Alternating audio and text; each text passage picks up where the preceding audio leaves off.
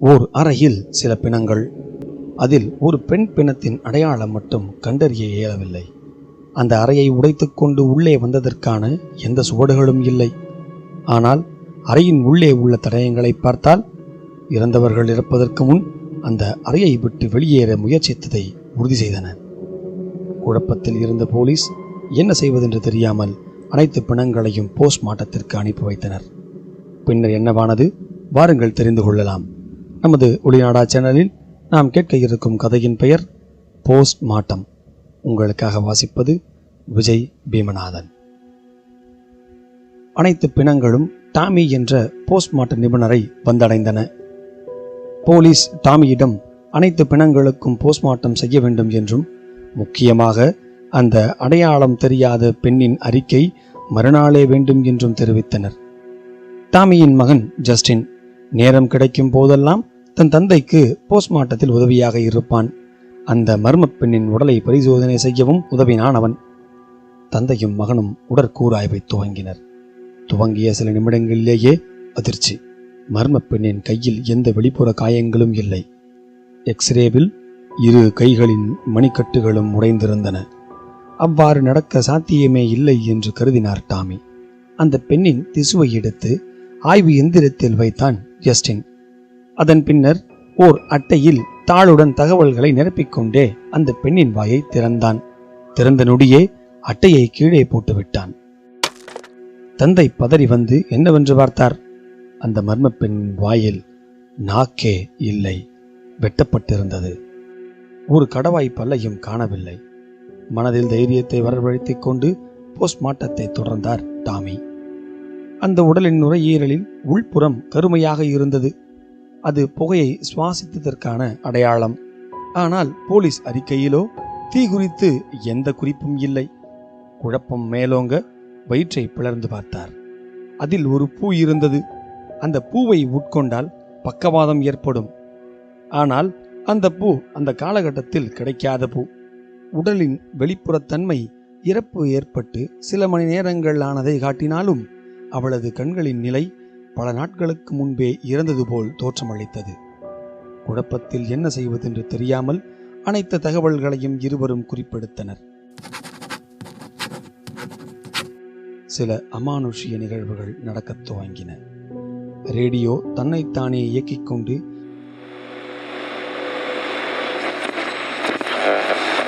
எந்த ஸ்டேஷன் வைத்தாலும் ஒரே பாட்டை ஒளிபரப்பியது. போஸ்ட்மார்ட்டம் அறையின் கதவு கண்ணாடி வழியாக யாரோ நிற்பது போன்று ஜஸ்டினுக்கு தோன்றியது. அருகில் சென்று பார்த்தால் யாரும் இல்லை. இல்லை என்று திரும்பிய நொடியே அவனது செல்லப்பிராணியின் குரல் கேட்டது. ஆம், பூனை. பூனை வலியில் துடிக்கும் குரல். சத்தம் வரும் திசை நோக்கி ஓடிச் சென்றான். கொடூரமாக காயப்பட்ட நிலையில் கண்டுபிடித்தான் அவனது பூனையை. அதை அவனால் அந்த நிலையில் பார்க்க முடியவில்லை. அதை பார்த்த தந்தை வலியில் துடிப்பதை விட இறப்பதே மேல் என்று சொல்லி பூனையின் கழுத்தை திருகி வலியில் இருந்து விடுதலை கொடுத்தார். மீண்டும் தன் வேலையை தொடர்ந்தார் டாமி. காணாமல் போன அந்த பெண்ணின் கடைவாய்ப்பல் ஒரு துணியால் சுற்றிய நிலையில் வயிற்றில் ஓர் ஓரத்தில் இருந்தது. கவனத்துடன் அதை எடுத்து பிரித்தார். அந்த துணியில் சில ரோமன் எழுத்துக்கள் எழுதப்பட்டிருந்தன. மேலும் ஒரு சிறு படமும் சில குறியீடுகளும் இருந்தன. அந்த குறியீடுகள் அந்த உடலின் உட்புறத்தில் பல இடங்களில் பச்சை குத்தியது போலும் இருந்தன. அந்த ரோமன் எழுத்துக்களை வாசிக்க முயற்சித்த நொடியே அந்த பிணவரையின் அனைத்து மின் விளக்குகளும் வெடித்துச் சிதறின. இருவரும் பயந்தோடி ஐஸ் பாக்ஸ் ரூமிற்கு வந்தனர். மீண்டும் அதிர்ச்சி. அனைத்து ஐஸ் பாக்ஸுகளும் திறந்திருந்தன. அதில் பிணங்களை காணவில்லை. இதுவரையில் டாமி தனது வாழ்வில் பார்த்திராத பல அமானுஷ்யங்களை பார்த்தார். மேலும் அந்த பெண்ணின் உடலை ஆய்வு செய்தால் விபரீதங்கள் கூடும் என்று நினைத்து உடலை எரிக்க முடிவு செய்தார். பிணங்களை எரிக்க உதவும் ஃபயர் ஃபர்னேஸ் உள்ளே வைத்து எரியும் பட்டனை அழுத்தினார். 400 டிகிரியில் 15 நிமிடம் அந்த மர்ம பெண்ணின் உடல் எரிந்தது. பிறகு ஃபர்னேஸை நிறுத்தி திறந்தார். பேரதிர்ச்சி. அந்த மர்ம பெண்ணின் உடலுக்கு எதுவுமே ஆகவில்லை.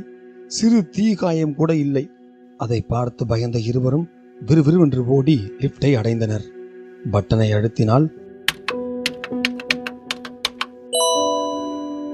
என்று சத்தம் வந்ததே தவிர லிப்டின் கதவுகள் மூடவில்லை. போனை பார்த்தால் சிக்னலும் இல்லை. சரி, பிணவரையின் அவசர கதவு வழியாக வெளியே செல்லலாம் என்று உள்ளே நுழைந்தால் ஆய்வு மேஜை மீது அந்த மர்ம பெண்ணின் உடல் இருந்தது. கடைசியாக அந்த ஃபயர் ஃபர்னேஸ் உள்ளே விட்டுவிட்டு வந்த சடலம் அங்கே எப்படி வந்தது என்று யோசனையில் மூழ்கும் போதே திசு ஆய்வு எந்திரத்தில்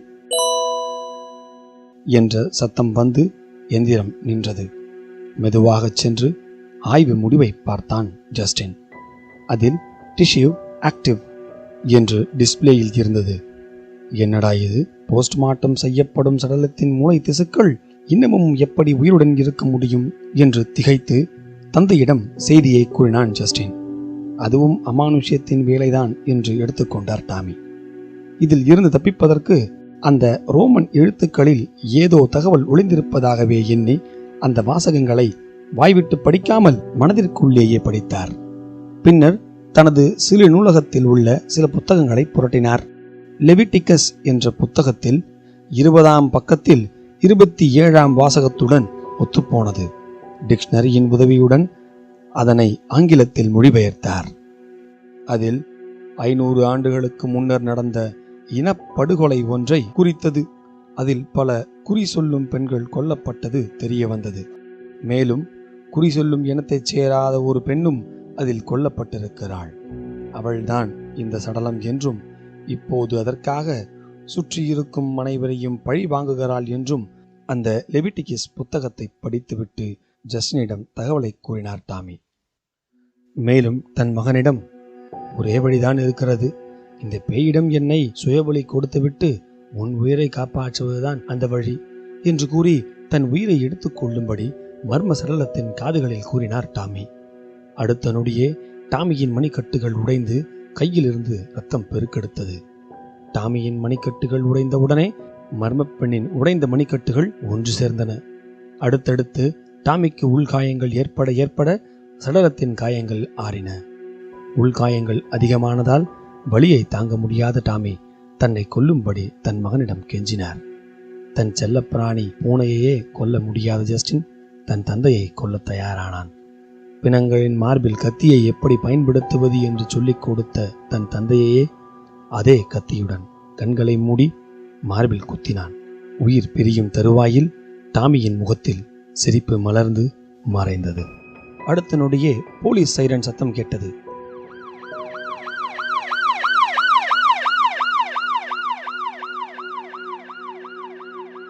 அவசரப்பட்டு தந்தையை கத்தியால் குத்திவிட்டோமோ என்று எண்ணி ஜன்னல் வழியாக வெளியே பார்த்தான்.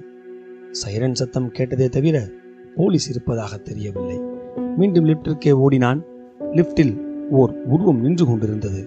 அருகில் சென்று பார்த்தான். அது அவனது தந்தை டாமி. பயந்து கத்திய ஜஸ்டின் லிப்டை விட்டு வெளியே ஓட முயன்றான். அதுவரை மூடாத லிப்டின் கதவு என்று மூடிக்கொண்டது. இறந்த தந்தையின் உடல் அருகில் வர லிப்டில் திறக்கும் பட்டனை அழுத்திய நொடியே லிப்ட் வெடித்து சிதறியது.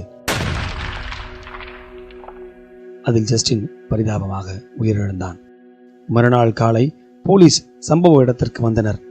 அந்த அறையில் சில பிணங்கள், அதே அடையாளம் காண முடியாத பெண்ணின் பிணமும் இருந்தது. வெளியே இருந்து யாரும் உடைத்துக் கொண்டு உள்ளே வந்ததற்கான சுவடுகளும் இல்லை. ஆனால் உள்ளிருந்த இருவரும் தப்பிக்க முயன்றதற்கான தடயங்கள் சிக்கின.